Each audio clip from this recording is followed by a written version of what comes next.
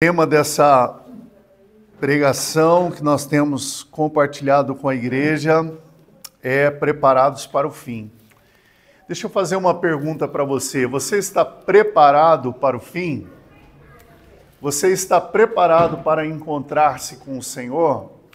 Imagine você que Jesus estivesse nesse momento chegando. E então os clarins, as trombetas celestiais, estivesse agora tocando e o mundo inteiro ouvindo e com os olhos contemplando Jesus chegando com toda a sua glória, como diz aqui em Mateus capítulo 24, rasgando o céu de um extremo a outro. Onde você estaria neste momento? Você estaria a dois lados em que você pode estar neste momento. Um lado é aqueles que estão celebrando, glorificando a chegada do Filho de Deus. O outro lado é o lado daqueles que vão chorar amargamente, porque não estarão com aqueles que irão morar na eternidade com o Senhor. Não sei se Jesus vai voltar agora ou não. Há algo que o Pai reservou para ele. E o próprio Jesus diz isso, que essa data o Pai reservou para si. Quando ele falou ao coração dos discípulos lá em Atos no capítulo 1. Mas a pergunta que eu te faço, meus irmãos, e é necessária essa pergunta para que você no seu íntimo possa refletir, pensar e responder. De que lado você vai estar?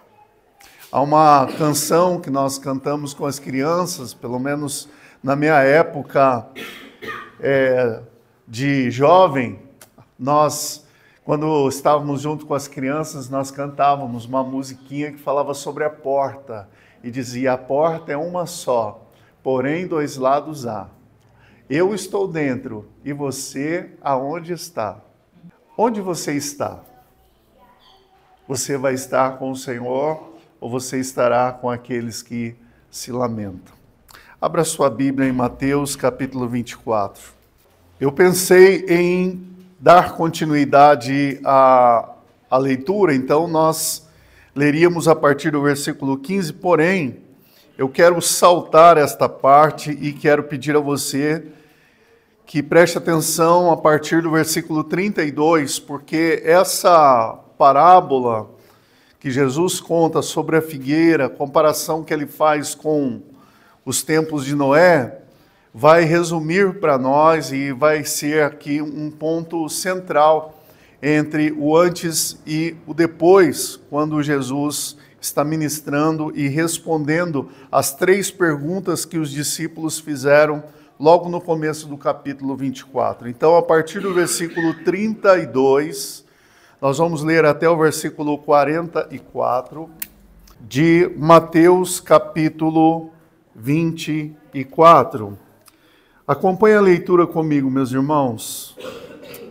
Versículo 32 diz assim: Aprendei, pois, a parábola da figueira. Quando já os seus ramos se renovam e as folhas brotam, sabeis que está próximo o verão. Assim também vós, quando virdes todas as coisas, sabei que está próximo às portas. Em verdade vos digo que não passará esta geração sem que tudo isso aconteça. Passará o céu e a terra, porém as minhas palavras não passarão. Mas a respeito daquele dia e hora, ninguém sabe, nem os anjos dos céus, nem o Filho, senão o Pai. Pois assim como foi nos dias de Noé, também será a vinda do Filho do Homem. Portanto, assim como nos dias anteriores ao dilúvio, comiam e bebiam, casavam-se e davam-se em casamento, até o dia em que Noé entrou na arca. E não o perceberam, senão quando veio o dilúvio, e os levou a todos. Assim será também a vinda do Filho do Homem.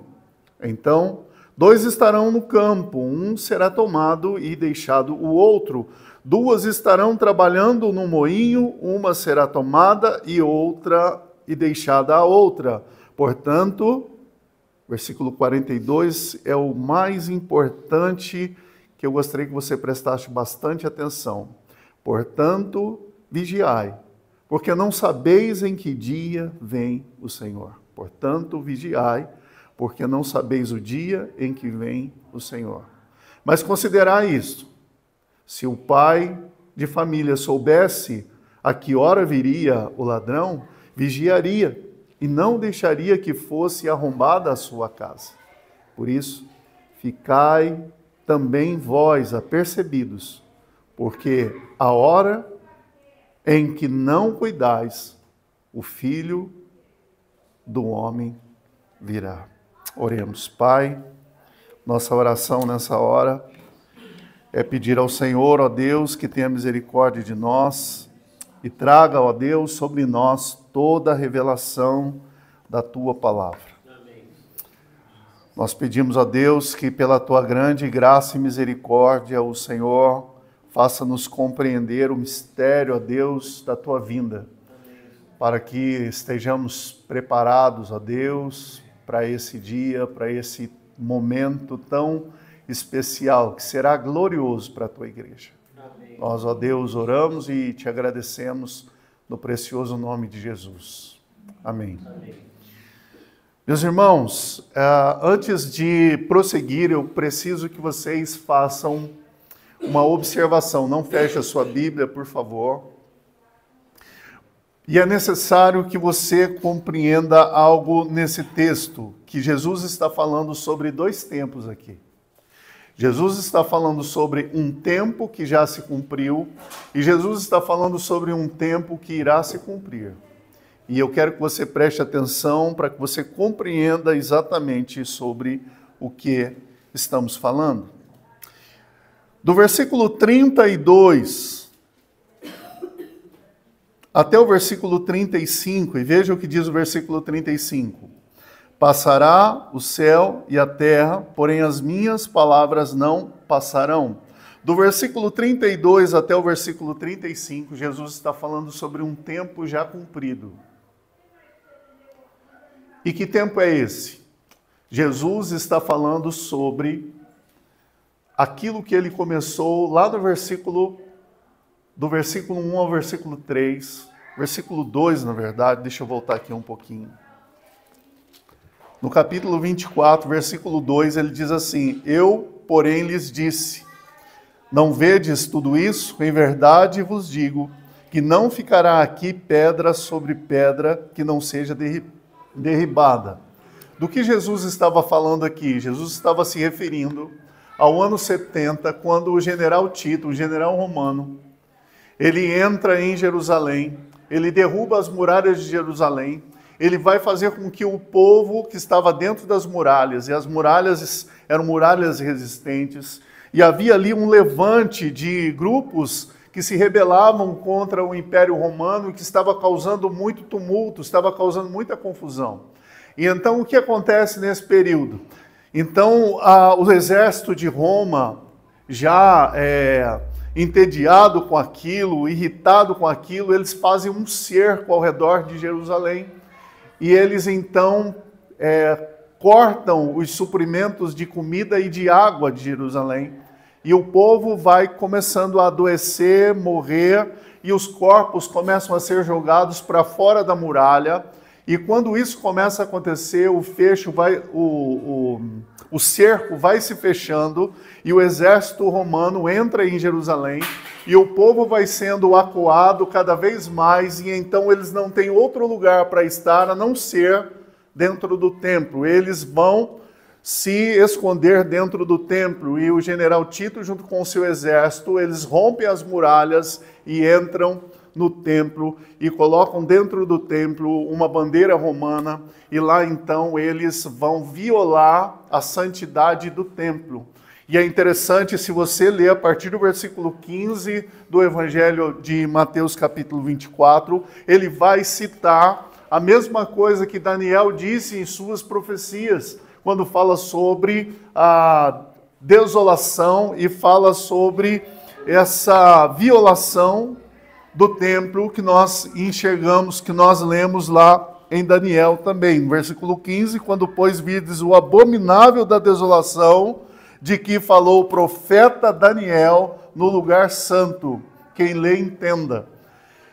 Daniel, quando falou sobre isso, ele se referia a Antíoco Epifânes, que entrou em Jerusalém também em tempos passados, aí já é o Império Grego, e ele vai e eles matam, eles sacrificam um porco no altar dos judeus e eles violam. E agora o general Tito faz algo semelhante. Os romanos adentram e arrebentam com o templo e ali eles vão assassinar muitos judeus dentro daquele templo.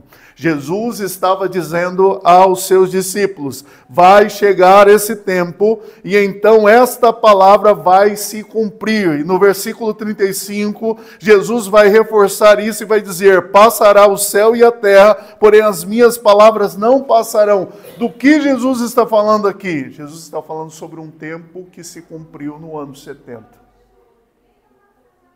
Ok, meus irmãos? Jesus estava dando a eles uma palavra que iria se cumprir de forma imediata. Agora, a partir do versículo 36, começa a revelação de um outro tempo. Porque daí Jesus começa a falar sobre a vinda do Filho do Homem, ou seja, o momento em que ele vai retornar para buscar a sua igreja. Então nós lemos, mas a respeito daquele dia e hora, que ninguém sabe, nem os anjos do céu, nem o Filho, senão o Pai. Do que Jesus está falando agora, meus irmãos? Jesus está falando sobre a volta, a parousia. Há dois termos para estudarmos o fim dos tempos. Uma é parousia, que se refere à volta de Jesus. A outra é escatologia, que fala sobre o fim dos tempos. Eles acabam se cruzando, os termos acabam se cruzando, porque o fim dos tempos e a volta de Jesus é algo quase que sinônimo. Porém, Jesus vai trazer para nós algumas orientações aqui, bastante reveladoras. Por que eu digo isso a vocês? Porque Jesus ele vai citar a figueira e ele diz,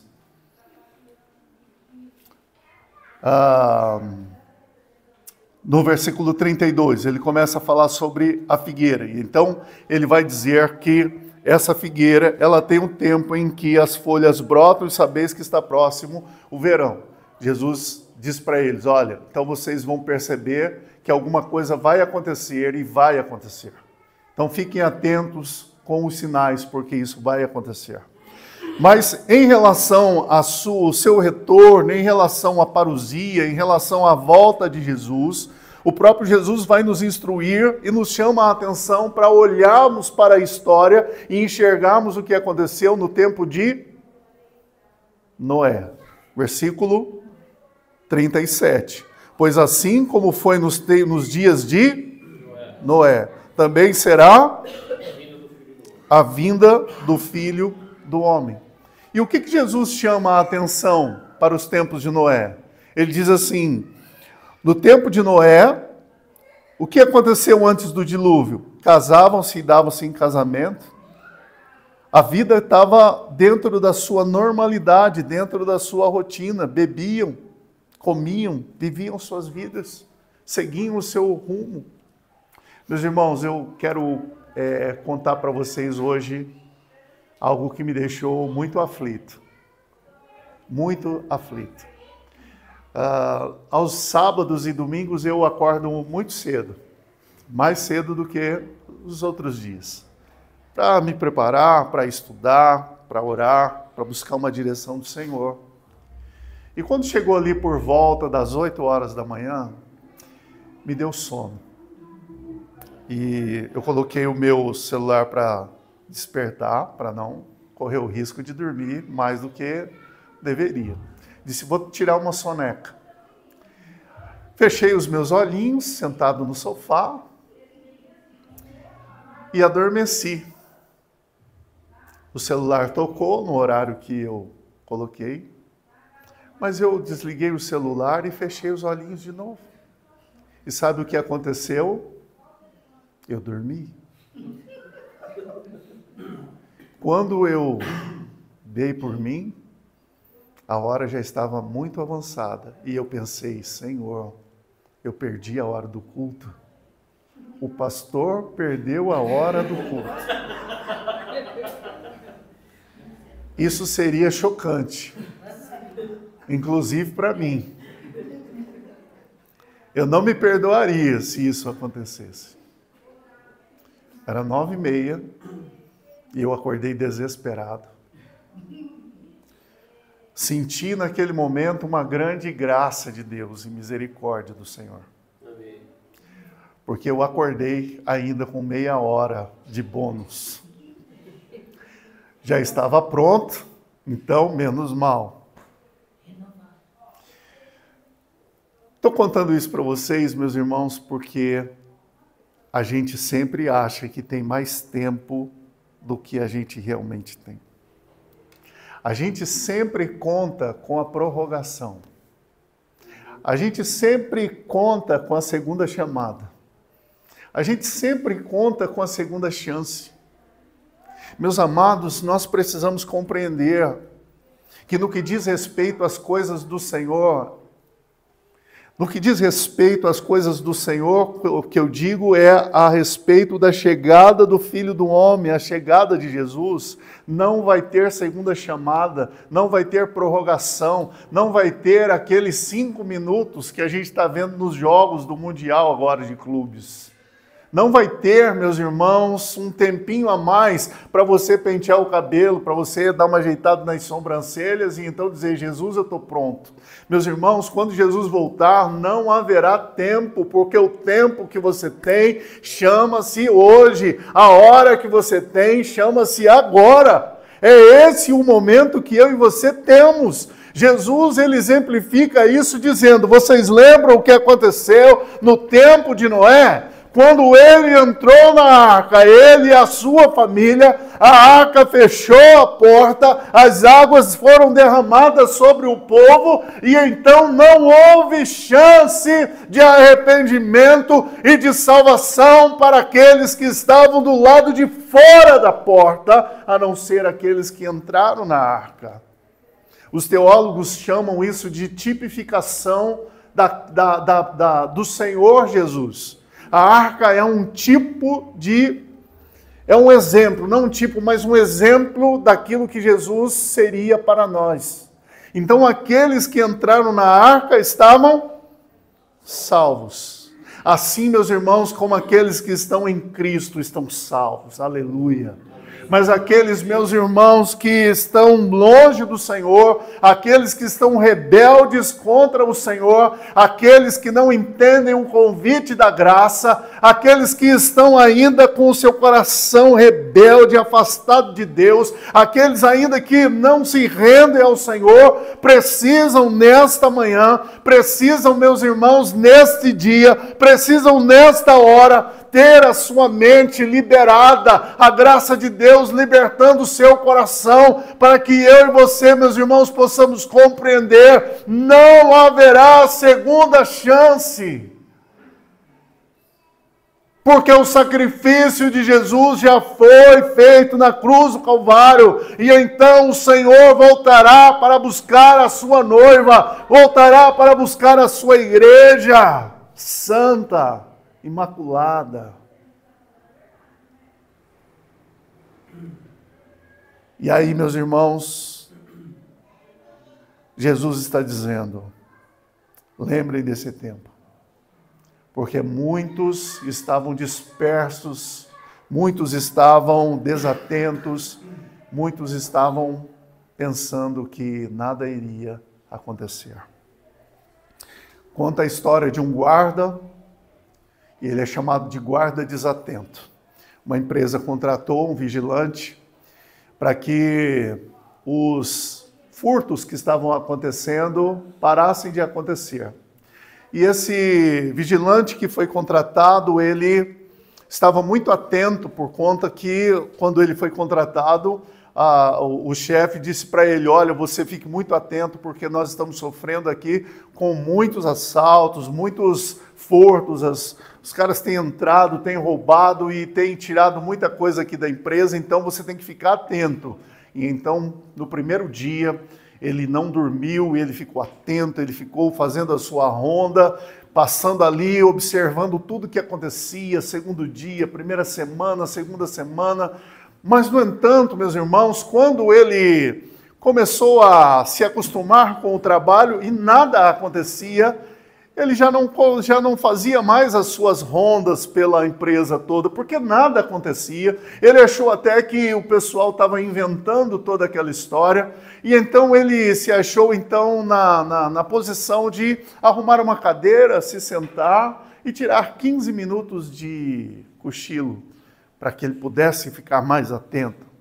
E desses 15 minutos acabou ficando um tempinho a mais, e quando ele pensa que não, ele acabou adormecendo, e no dia que ele adormeceu, os mesmos salteadores entraram, arrombaram aquele lugar e levaram muitas coisas daquela empresa. Meus irmãos, nós então entendemos que falar sobre a volta de Jesus é dizer para mim e para você que nós precisamos ficar atentos e nos livrarmos das distrações que têm muitas vezes tomado o nosso coração. Alguns especialistas, estudiosos da nossa sociedade, eles dizem que o maior mal do nosso tempo chama-se distração.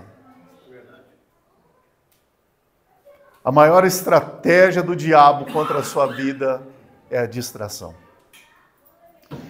Quando você e eu chegamos em casa e dissemos assim, preciso descansar um pouco, o que a gente vai fazer? A gente vai dormir, a gente vai deitar no sofá, colocar as pernas para cima, para que a circulação volte ao normal, a gente vai brincar com os filhos. O que a gente faz quando a gente chega em casa e diz assim, vou descansar um pouco? Líria, é isso mesmo. A gente pega o celular e vai para as redes sociais. Então, 5 minutos viram 20 minutos, que vira 1 hora, e quando você menos percebe, já escureceu, o tempo passou, e você estava onde? Vendo a vida dos outros. O que você faz na rede social? Passa raiva. O que você faz na rede social? Vai ver se o Palmeiras ganhou. O que mais que você faz na rede social? Percebe? Você começa a... Não falei do Corinthians hoje, hein?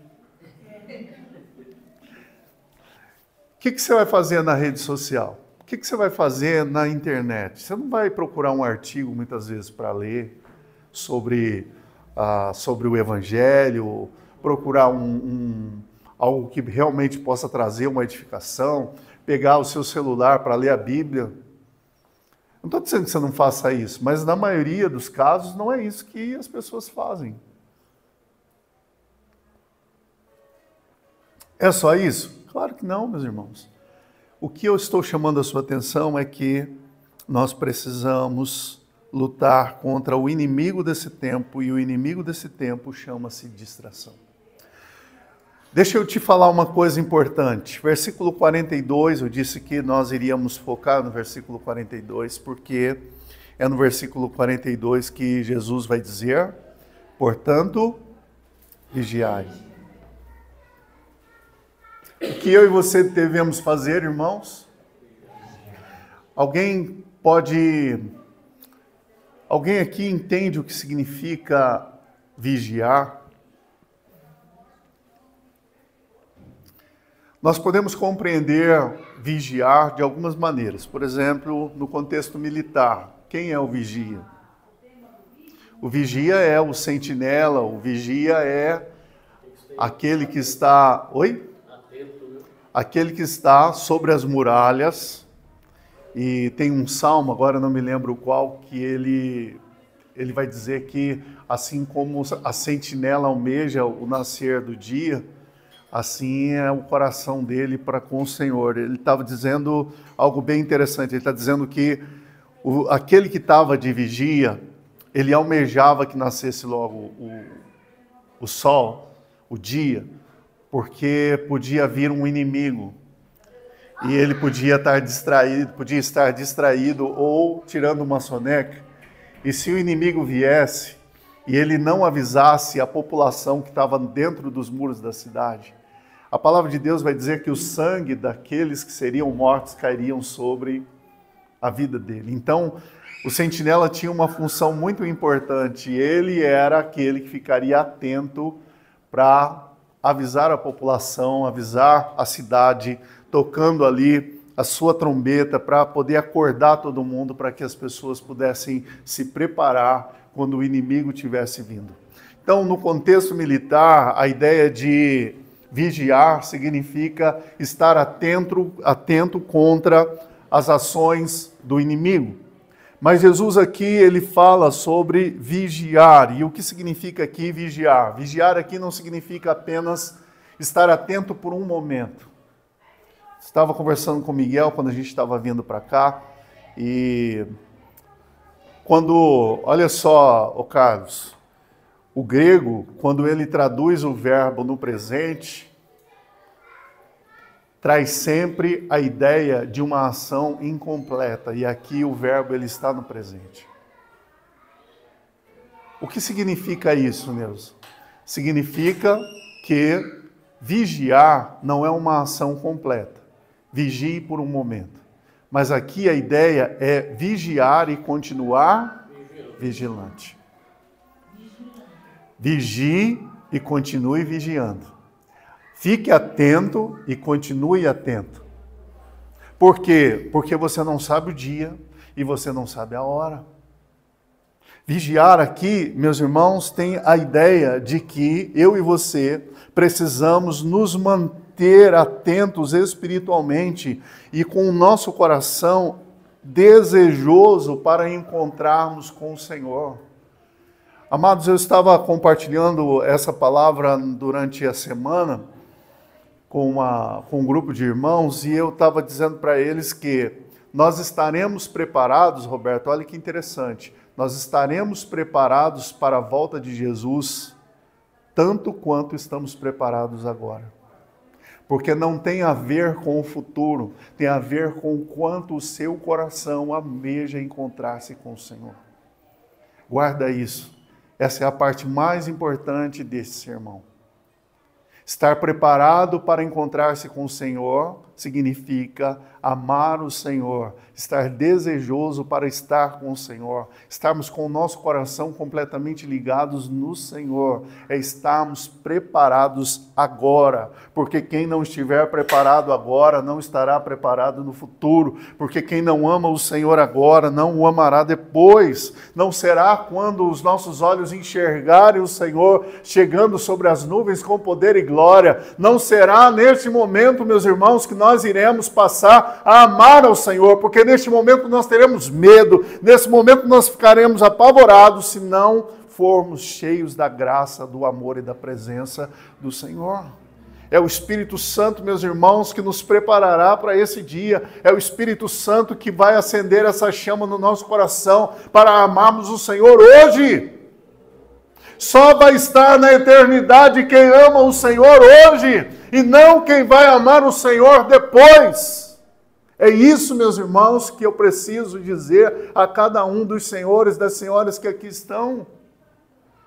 Nós não amaremos o Senhor no futuro, se não o amarmos neste momento, agora, hoje. Nós não estaremos preparados para a eternidade, se não estivermos preparados para nos encontrarmos com o Senhor, agora, nesse momento.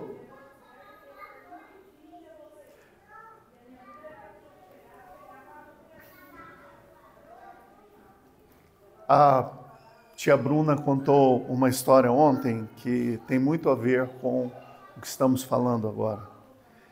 Ela disse que estava visitando uma menina e ela chegou no quarto de hospital, a menina estava com as duas pernas enfaixadas, ela disse, o que aconteceu? Jeito brincalhão dela. O que aconteceu? Você caiu de bicicleta e quebrou as duas pernas? Ela disse, não, tia Bruna, eu tenho câncer. Eu tenho câncer nos ossos. E aí ela foi acompanhando aquela menina, visitando, orando com ela e tal. Aí um sábado a mãe ligou dizendo que ela pedia para a tia Bruna ir lá, que ela estava passando muito mal. No outro sábado, resumindo a história, no outro sábado a mãe da menina ligou dizendo que a garotinha tinha falecido. E aí ela ficou muito triste, ela chorou muito, ela ficou desesperada, porque aquela situação machucou muito o coração dela.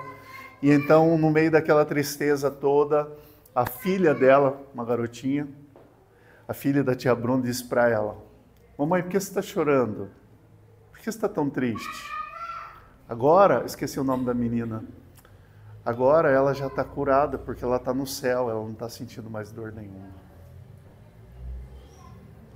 Nós vivemos, meus irmãos, como se a nossa vida terminaria na morte. Mas a nossa vida não termina na morte, porque aquele que crê no Senhor, ainda que morra, viverá. Amém. Nós precisamos, meus irmãos, compreender e verdadeiramente viver a fé que nós declaramos que temos. Meus irmãos, a sua vida não termina quando você morre. Você acha que aqueles que foram devorados pelas feras, aqueles que foram assassinados pelos romanos, eles temiam a morte? Eles não temiam a morte, sabe por quê? Porque eles compreendiam que a vida deles não era apenas o estar aqui neste mundo, mas a vida deles era estar no Senhor, e estar no Senhor contempla a eternidade. Estar no Senhor pode significar fechar os nossos olhos para este mundo, mas abrir os nossos olhos para a eternidade. Estar no Senhor significa viver agora para todos sempre com o Senhor. É por isso, meus irmãos, que aqueles que vieram antes de nós, que marcaram a história e escreveram a história da igreja com lágrima e com sangue, eles não temeram, porque no coração deles havia uma certeza de que eles estariam com o Senhor assim como eles estavam com o Senhor em todo o tempo. Sabe qual é a diferença desses heróis da fé e da gente? É que nós não temos muitas vezes essa certeza de quanto estamos verdadeiramente com o Senhor.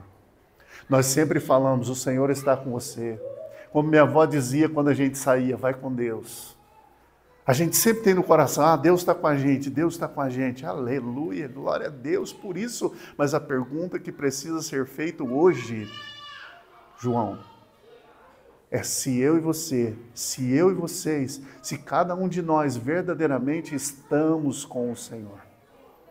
Deus é fiel, Ele está com você, amém ou não? Amém. Mas a pergunta que você precisa fazer hoje para você mesmo é: e você? Está com o Senhor? Porque, meus irmãos, aqueles que estão no Senhor não temem a morte. Aqueles que estão com o Senhor não temem nada, porque em Cristo são mais que vencedores. Ah, meus queridos, como somos vacilantes. Ah, meus irmãos, como nós temos medo de coisas que não deveriam trazer absolutamente nenhuma insegurança ao nosso coração. Ah, meus irmãos, como eu e você somos muitas vezes tão incrédulos dizendo que somos crentes. Temos medo, meus irmãos, de coisas que já foram vencidas na cruz. E como crianças, muitas vezes temos medo do escuro da vida, de momentos em que nós não sabemos o que fazer, o que dizer, que decisão tomar. Temos medo, meus irmãos, porque muitas vezes nos esquecemos de que aquele que está conosco é fiel. A palavra do Senhor, meus irmãos, diz no versículo 42, vigiai, porque vocês não sabem o dia em que o Senhor vem. Portanto, meus irmãos, isso nos desafia a vivermos de maneira tal que a nossa vida revele a nossa fé. Que a nossa conduta, a nossa postura revele a nossa expectativa. Em 1 Tessalonicenses, capítulo 5, versículo 6, diz: assim, pois, não durmamos como os demais, mas vigiemos e sejamos sóbrios. Em 1 Pedro, capítulo 5, versículo 8, diz: sede sóbrios e vigilantes. O diabo, vosso adversário, anda ao derredor. Vigiar, meus irmãos, significa estarmos prontos para nos encontrarmos com o Senhor. Vigiar, meus irmãos, significa estarmos prontos para nos encontrarmos com o Senhor. Eu quero... Se preparem, eu quero encerrar agora. Lembrando a letra de um hino, que diz assim: é tempo, o Mestre está chamando já, marchar, confiado em seu amor, partir, a salvação a proclamar, cumprindo a ordem santa do bom Salvador. Marchar, sim, avante, marchar, sim, erguendo o seu pendão real avante, sim, avante. Unidos, sempre firmes, avançai. Glória, glória, eis que canta a multidão, consagrando todo o vosso coração. A Jesus obedecei, o seu querer executai, entoai louvores altos, avançai. Queremos luz, é o grito das nações pagãs que vem atravessando o imenso mar. Vamos lá levar-lhes novas de amor, sem esquecer também aqui de semear. Terceira estrofe. Desperta, igreja, e vem o teu dever cumprir, a todos faze Cristo conhecer, a tua mão estende com paciente amor, ajuda-os em Jesus, a vida a receber. E a última estrofe diz assim: igreja alerta, o dia prometido vem, no qual Jesus o Salvador virá, por toda parte o vitorioso Redentor, eterna glória e honra e louvor terá. Meus irmãos, há algo que Jesus disse para mim e para você. Vigiai. E eu quero dizer para você, dizer para mim mesmo. Vigiar significa estar pronto para encontrar-se com o Senhor. Porém, Jesus também disse no versículo 14 o que significa estar vigilante e preparado. Versículo 14 diz: e será pregado este evangelho do reino por todo o mundo para que faça para testemunho a todas as nações. Então virá o fim. Há algo que traz, meus irmãos, o céu na terra. É a pregação do evangelho. Amém. Há algo, meus irmãos, que faz com que a glória de Deus seja manifesta. A pregação do evangelho. Se você está preparado para encontrar-se com o Senhor, então pregue o evangelho. Aqueles que estão vigilantes, aguardando a chegada do Senhor, não fazem de braços cruzados, com os olhos fechados, aguardando de forma inerte a chegada do Senhor. Mas eles estão trabalhando, eles estão envolvidos com o seu coração no alto, mas com seus pés na terra, caminhando e pregando o evangelho. Talvez seja por isso que a palavra de Deus diz que bendito é os pés daqueles que anunciam o evangelho da paz. Irmãos, o capítulo 24 de Mateus termina, sabe como? Jesus contando uma parábola. E a parábola que Jesus conta é sobre a parábola do bom servo e do mau servo. É a maneira como Jesus traz ao coração dos discípulos como os que estariam preparados e os que não estariam preparados. Há diferença, meus irmãos, naquele dia, entre aqueles que se alegrarão com a chegada do Senhor e aqueles que irão chorar amargamente, porque não haverá segunda chance. Não haverá segunda chance. Hoje é o tempo de consagrarmos a nossa vida ao Senhor. E mais do que isso, meus irmãos, amar o Senhor. Viver uma vida intensa de atividades espirituais, sem amar o Senhor, nos torna religiosos. Viver uma vida intensa em atividades que nos levam a obedecer o Senhor por amor, nos mostra que somos filhos de Deus. Ame o Senhor. Deseje encontrar-se com Ele. Deus te abençoe. Vamos orar?